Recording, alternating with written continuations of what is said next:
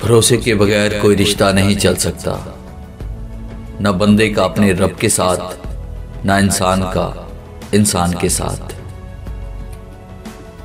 इंसान का माजी चाहे कितना ही गुनाहों से भरा हुआ हो, मगर इसका मुस्तकबिल अभी भी बिल्कुल पाक है। अल्लाह ताला तौबा को पसंद करता है। गम को भी उसी तरह कबूल करो जिस तरह खुशी को करते हो। दोनों एक ही मुसन्निफ की लिखी हुई हैं। जो शख्स खुदा की नाफरमानी करके अपना मकसद हासिल करना चाहता है, इसके हसूल मकसद का रास्ता बंद हो जाता है और बहुत जल्द खतरात में घिर जाता है। तुम्हारी परेशानियां तुम्हारी बेअदबी और नाशुक्री से जुड़ी हुई हैं।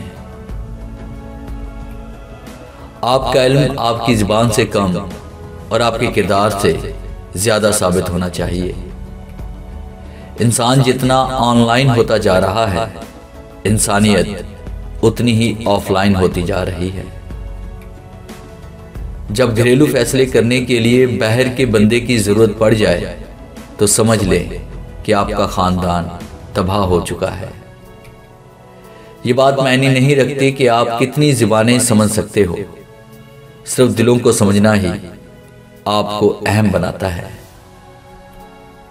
ताल्लुक बाकी ना रहे मगर एहतराम बाकी रहना चाहिए। ये इंसान के म्यारी और ख़ानदानी होने की दलील और कसौटी है। इंसान का बेहतरीन साथी इसकी सेहत है, और इसका साथ छूट जाए तो वह हर रिश्ते के लिए बोझ बन जाता है।